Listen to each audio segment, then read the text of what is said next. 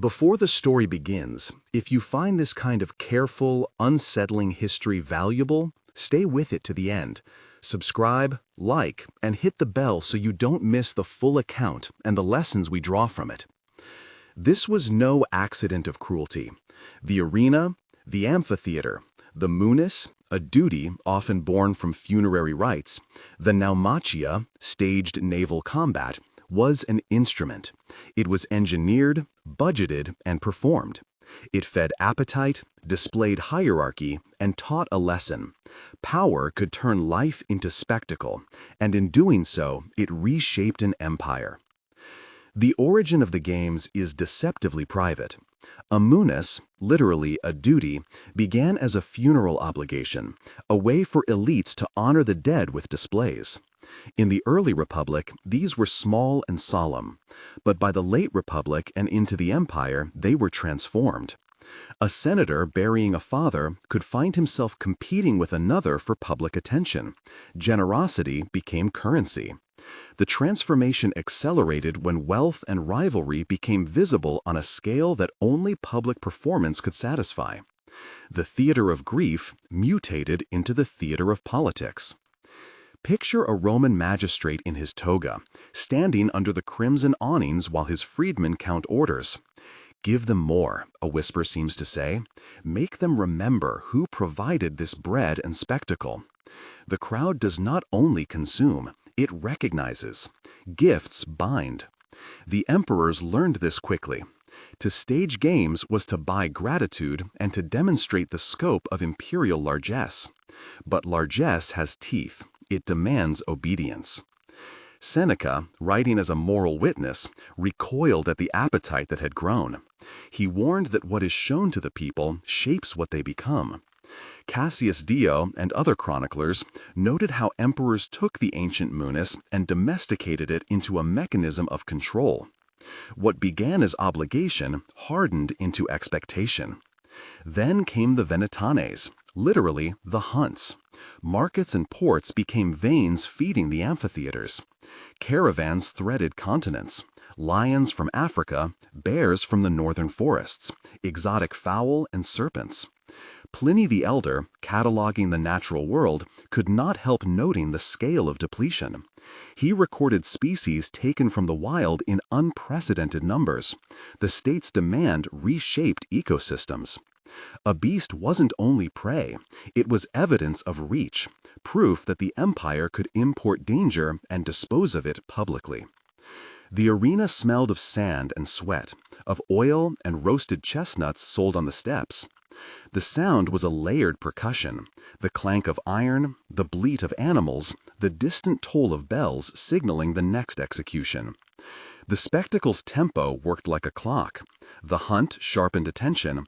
The small gladiatorial bout warmed appetite for greater display. The execution completed the moral lesson. I want you to imagine a venetanes staged for the emperor in the mid-afternoon glare. Hunters move through trapdoors with spears. A bull charges. It is brought down to cheers. A tiger rears within a net. The engineers have built cages and ramps so that beasts emerge with a theatrically timed fury. This is not random violence, it is choreography. The danger is real, but the outcome is managed to ensure spectacle, to make the crowd believe in the empire's mastery over nature and chance. The hunted become proof of imperial dominion. Logistics made these shows possible, and logistics demanded scale. Massive transport networks sent beasts by ship and road. Specialized handlers lived in Rome to care for animals. Men skilled in trapping, training, and feeding creatures that could kill a man. The budget line for games was an accounting of prestige. Money spent on ships, pens, fodder, and pay for the performers. We have records of emperors like Trajan and Titus staging shows that lasted months and cost vast sums. These were investments in power, not mere entertainment. Next to the venetanes, gladiatorial games evolved into something even more engineered. Gladiators, slaves, prisoners, or volunteers were trained in specialized schools. Their weapons, their classes, their costumes, all were calibrated for theater. Some matchups were balanced for skill, others were rigged. A match would be arranged not only for combat, but to tell a story. The Heavy, the Rotarius, Netman, the Murmillo, each a character with a recognizable posture. Comic, contra-tragic. The crowd learned to love types. The state learned to stage not only violence, but narrative. There were gladiators who were the empire's celebrities. They could be celebrated, bought freedom, die to applause. Yet the spotlight was double-edged. Their fate was part of a larger ritual. If victory or death served the spectacle, their bodies became tools of social pedagogy.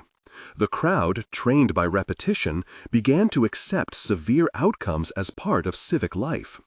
Emperors cultivated this acceptance, using executions within games to demonstrate the consequences of transgression, real or politically staged.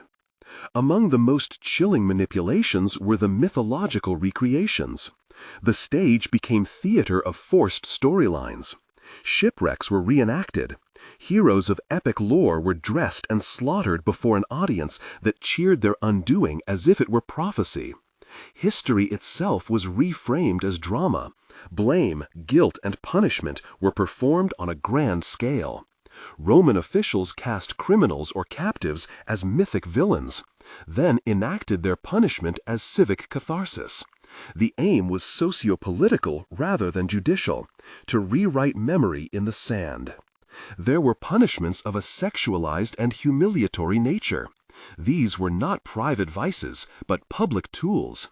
Humiliation staged as punishment to strip a person of dignity and to instruct the spectators.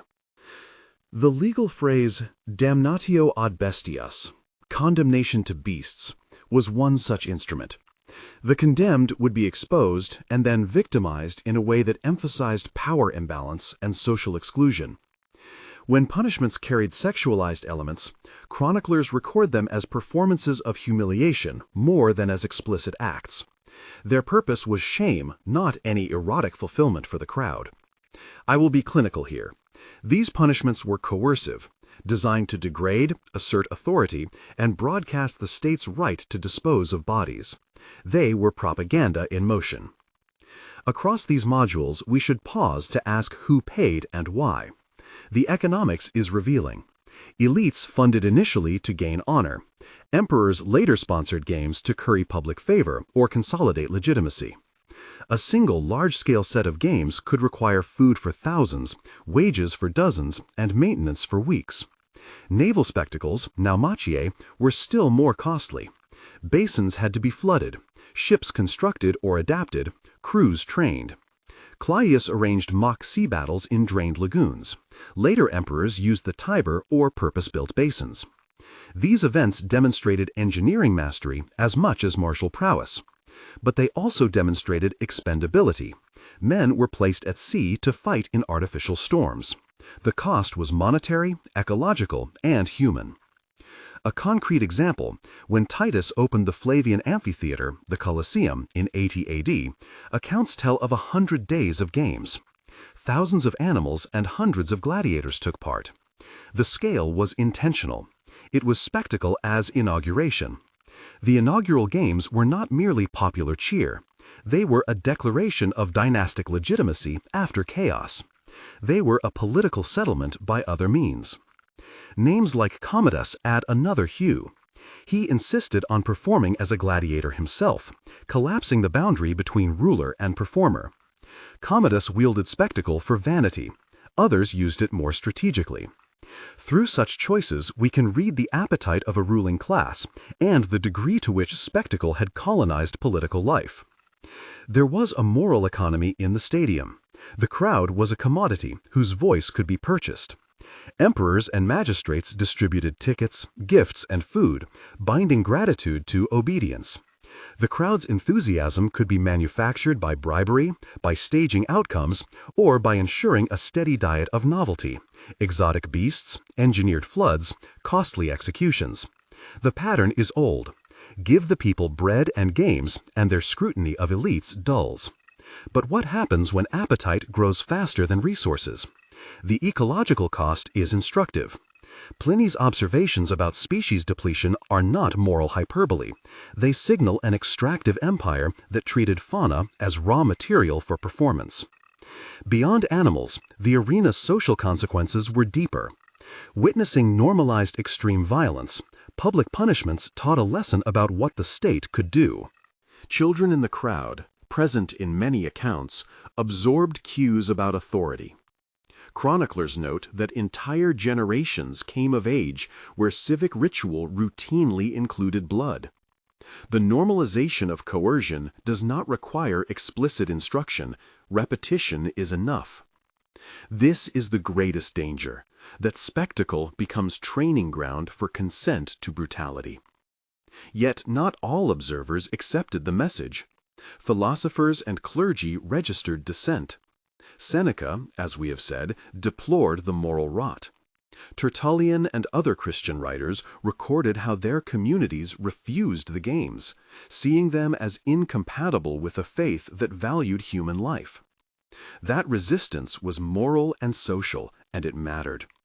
When a portion of society refused to participate, the authority of spectacle encountered limits and questions. But the pull remained strong. Spectacle was woven into the calendar, into electioneering, into social currency. Technically, the games were impressive. Engineering feats, trapdoors, elevators, elaborate stage machinery turned the arena into a mechanical theater. The Colosseum's hypogeum, the subterranean network beneath the floor with pulleys and cages, allowed beasts and combatants to appear and disappear like actors on cues. Flooding the arena for naumachie demanded temporary reservoirs, aqueduct manipulations, and ships small enough for show. The ingenuity is undeniable. The intent behind the inventions is what makes the ingenuity morally complicated. Engineers perfected cruelty as much as convenience. There is a quieter cruelty in turning mourning and justice into entertainment. When a funeral rite becomes a public contest to display wealth, grief is commodified. When punishment is staged as theater, law becomes performance. The state's capacity to create spectacles implies a relationship with truth. Spectacle simplifies complexity, providing a single narrative, this is treason, this is punishment, this is justice, as if the crowd were a jury. In truth, the crowd is an audience, the rulers are playwrights.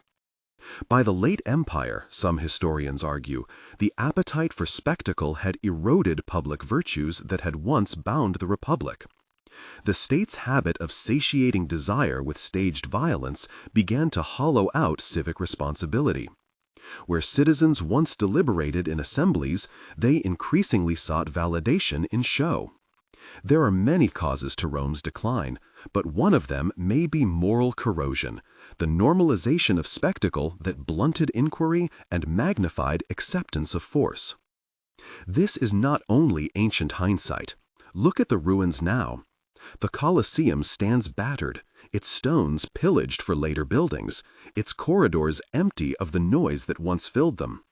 The silence itself is a witness. The arena, once a stage of power, has become a monument to what power once was willing to do, and what a society allowed. I have more to show you. A closer look at naumachia and the engineering that flooded arenas. A dossier on the trafficking networks that supplied animals and prisoners. The subtle social rituals that made indulgence a civic duty.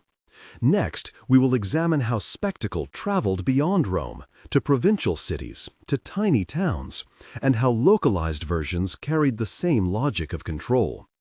If this history unsettles you, that is the point. We are trying to see how spectacle persuades and pacifies, how appetite can be shaped by design. If you found this investigation useful, please like and subscribe below. Tell me in the comments which of these games disturbed you most and why. Your response will shape our next inquiry. To flood an arena was to suspend ordinary life and remake the city's hydraulics for a day. Architects and engineers, those who maintained aqueducts and reservoirs, were pressed into service. Temporary basins had to be dug, sluices cut, and channels opened from standing waters.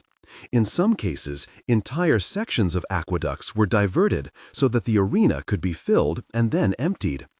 Timber cradles, hoists, and winches transformed the subterranean hypogeum into a machine room.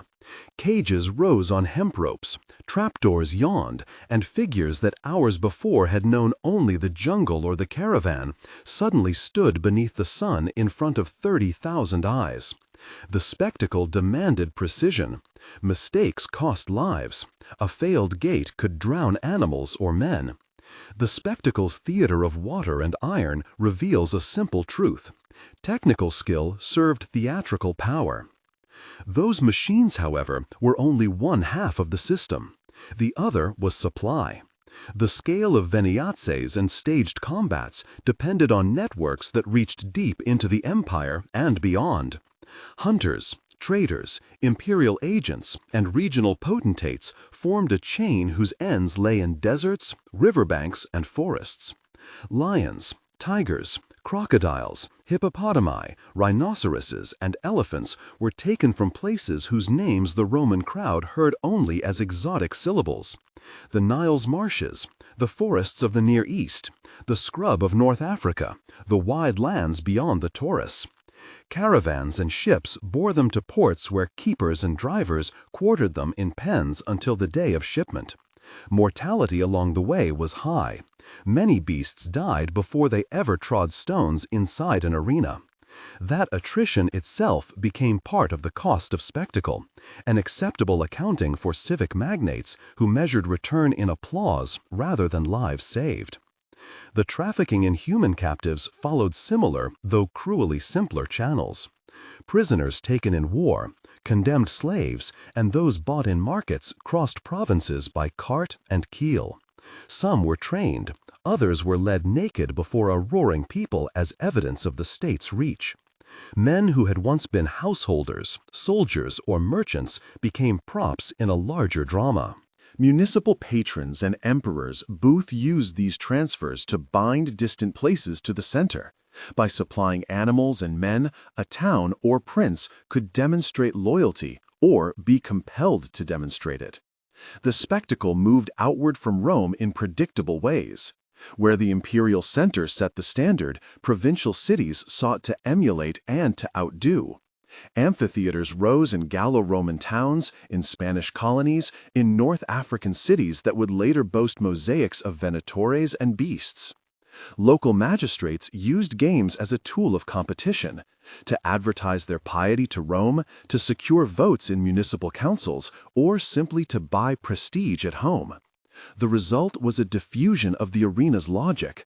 Where once a rites calendar bound a community by shared memory, now public display and staged violence became a currency of honor. Folk rites were reshaped. Local festivals adopted the forms without necessarily losing their older meanings, but the rhythm of civic life changed. Expense, too, spread. Small towns went into debt to fund shows, and reliance on imported beasts meant that distant ecosystems paid the price. Resistance accompanied the spread. Philosophers, clerics, and ordinary men sometimes refused to attend. Governors at other moments attempted to limit the most extreme displays. In the long view, the conversion of spectacle into a civic expectation altered habits of judgment and feeling. Engineering could mimic the sea. Trade could gather the wild for display. Municipal ambition could normalize what should have been exceptional. The ledger of consequences, moral, ecological, fiscal, was written in stone and silence alike. There remains a record to follow, manifests, port rolls, juridical letters, and itineraries that trace how a lion from the Nile became an actor on a Roman sand. To understand the full mechanics of the enterprise, we must follow those routes, map the capture, the pens, the contracts, the hands that profited, and the lives that did not. That dossier will show the spectacle's true economy, not merely applause in marble, but the movement of bodies across the known world. If we open one of those manifests, an ordinary page from a municipal ledger or an imperial letter copied into a clerk's hand, the enterprise appears in the blunt language of accounting. Entries record numbers: 3 lionesses, 1 male of uncertain age, 2 young elephants, 1 scyphus of ivory lost in transit, 8 prisoners, their names scratched or left blank, the cause of capture noted sometimes as Balorum or Raptus, with a terse acquittal of responsibility. Beside these entries, a signature, a stamp, a notation of who paid freight and who would feed the beasts until the day of delivery. The ledger keeps nothing of the smells that clung to cages, the fevered coughing of a caravan, the pleading of a family whose husband was sold, but it holds the arithmetic by which spectacle was made possible. Those numbers hide a network of contracts and understandings. Hunters who prowled riverine papyrus and mountain track wrote in one register, shipmasters who expected a share of cargo fees and a bonus for delicate freight in another. Local potentates sometimes accepted imperial letters that made supply mandatory. Other times, they sold beasts for coin or favor. A lanista, the trainer and manager of gladiators, might buy a consignment of condemned men to augment his troop. A venator, specialized in handling big game, would purchase or be lent a lion for a season. The municipal aediles, who organized games, wrote stipulations into their public edicts. The beasts must be delivered by the ides, the keepers shall remain until the spectacle, the city will not be liable for losses in transit except under rare exceptions. Each document fixed responsibility in case a cargo spoiled, a ship sank, or an animal died before it ever felt the sand. Transport itself required subtraction from the wild. Nets, cages, iron collars, and ropes, the improvisations of men who had learned in practice how to force a creature into confinement without being killed. Elephants were sometimes driven by chains and bridled with crude bit and rope. Lions were hooded, kept in darkness until they were near the city. Crocodiles, packed in wooden troughs of wet sand, hissed in the hold and left their slick marks on deck.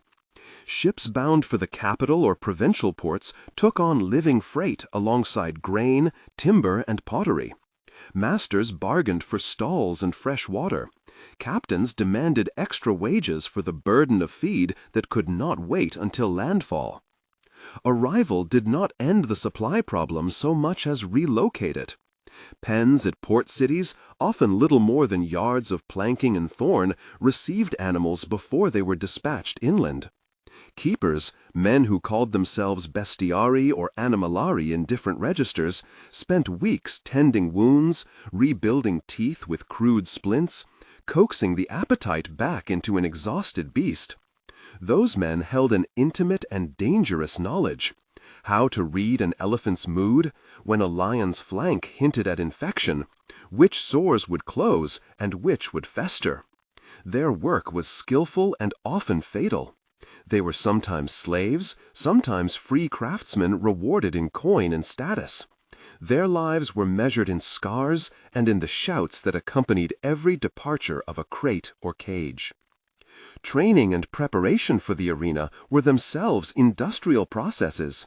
Young lions might be encouraged to respond to the trumpet's blast long before they saw a human opponent. Elephants were tamed with routines of food and force. Some animals were muzzled, others fitted with bells so that their movements could be tracked in the panicked crush of fight. Gladiators and condemned men were prepared in similar if harsher ways. Fed, broken into the required styles of combat, taught to bear arms for a spectacle in which their lives might end on the sand. The lanista's yard was a place of work, economy, and cruelty. Contracts detailed the terms of training and sale, sums paid for delivery alive, clauses written to cover death in training, penalties for absconding or mutiny. Landowners, merchants, and retired officers all became involved, either as investors or as men whose civic pride drove them to sponsor a costly venatio to win favor. Money, public and private, moved through the system in predictable flows. Magistrates borrowed against future rents. Communities levied special contributions. Wealthy patrons paid in sums large enough to secure their name on inscriptions or to purchase an applause that served as repayment. For municipal magistrates, nothing was more effective than the spectacle as a ledger entry on the books of public esteem. The cost of 100 head of wild beasts was an investment in honor. Thus, the games became a political instrument more durable than public works or rhetoric. They were an immediate, visceral language of power. People could be fed, bread could be distributed, but nothing dazzled like an elephant turning in the arena under oiled sun. Profit, of course, found its way into private hands. Middlemen skimmed fees. Brokers in provincial towns arranged shipments and took commissions. The men who controlled the most sought-after beasts, those whose size or rarity attracted the crowd, could command sums that bordered on the obscene. And the labor costed in lives disappeared from the columns of profit. Many animals starved or were beaten to submission before their names reached Roman sand. Many prisoners died on the way or in the stage training grounds. Death was an expected cost, one absorbed differently by each participant in the supply chain. To those who profited, it was an accounting necessity. To those who lost kin or servants, it was a source of ruin. The ripple effects touched the wider landscape. Riversides that once held dense herds became quieter. The presence of a tract of forest in which capture took place could change the local calendar of hunting and sacrifice. In some regions, supply became the main commodity. Men who once tended olive groves found it more remunerative to trap and train. That alteration in the human economy in turn altered the ecological one. The decline of certain species, the local extinction of others, the spread of captive breeding where the wild stock had been exhausted. So long as the appetite for spectacle remained, markets adjusted. Breeding pens proliferated, and the methods of capture became more systematic, more efficient, less likely to spare the hunted. Resistance and regulation emerged as well. Philosophers and moralists wrote against the cruelty. Governors sometimes sought to limit the scale of shows at moments of economic tension. And religious sensibilities, both pagan and increasingly new Christian voices, cast the public slaughter as a symptom of civic decay. Emperors could, and occasionally did, curb excesses not out of pity, but in pursuit of political ends, to recalibrate public expense, to condemn barbarous practices as unworthy of Roman dignity, or to replace spectacle with more controlled pageantry. Yet such measures rarely stopped the underlying machinery, they redirected it. When the capital demanded still greater marvels, flooded arenas, naval reenactments, the slaughter of exotic herds, provincial towns redoubled their efforts to supply novelty. There was also a material afterlife to the games that the ledger rarely accounts for. The sand of an arena, mixed with blood and sweat, was swept into carts and carried away. Bones and hides were reused, bones ground for glue, hides for sandals, ivory carved into trinkets sold in market stalls. The carcass left behind an economy of salvage.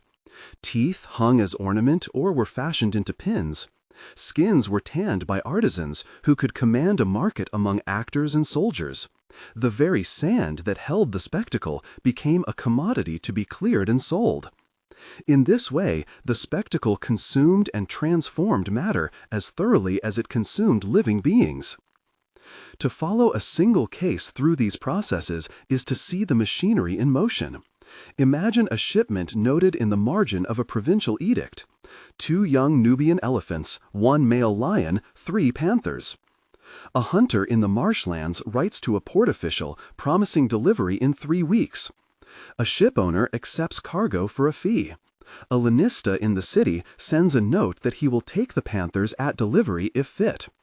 The elephants arrive thin, their trunks marked by rope. One dies before the 2nd week, and its hide is sold for half the expected sum.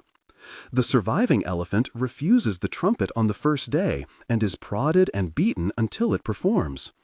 The lion, seized as a cub, becomes bold beneath the sun and rips a handler's thigh on the 3rd hunt. An inscription later records the magistrate's donation of games pro salute, with little hint of the clerk's small inked note where the dead animal's weight was crossed out and a muted penalty paid. That ledger, so formal and so blind to the lived particulars, becomes, in a way, the true testament of the spectacle. It allows us to read, beneath honors given and names inscribed on marble, the lines of demand and supply that made spectacle habitual. It shows how engineering and appetite, commerce and coercion, law and loophole combined to turn the wild into an urban pageant. And when we set those documents beside the remains, bones, pens, mosaics of hunts, we begin to see the fuller balance sheet. Applause and marble on one column, displaced forests, broken bodies, and altered livelihoods on the other. There are, still, further routes to trace and further hands to name. The scribes who copied edicts, the shipmasters who hid sick beasts to avoid fines, the women in provincial markets who bartered for the skins of fallen beasts to eke out a living. There are corners of the map where only an occasional reference survives. A trader's terse mention of a herd purchased for the games at Carthage, or a plea for repayment by an indebted eedle. If we follow those threads, the spectacle ceases to be an image frozen in the amphitheater and becomes instead a flowing enterprise, an industry of movement that bound ecosystems to politics and private gain to public ritual. From this perspective, the amphitheater is neither merely stage nor merely prison. It is the terminus of a globalized network of bodies and debts. The machines that rose from the hypogeum were the visible part of a system whose gears turned across continents. To understand the spectacle is to map the market that fed it, to reckon the human and animal costs that the ledger obscures, and to hear, beneath the roar of 30,000 voices, the quieter sounds of the world that made that roar possible.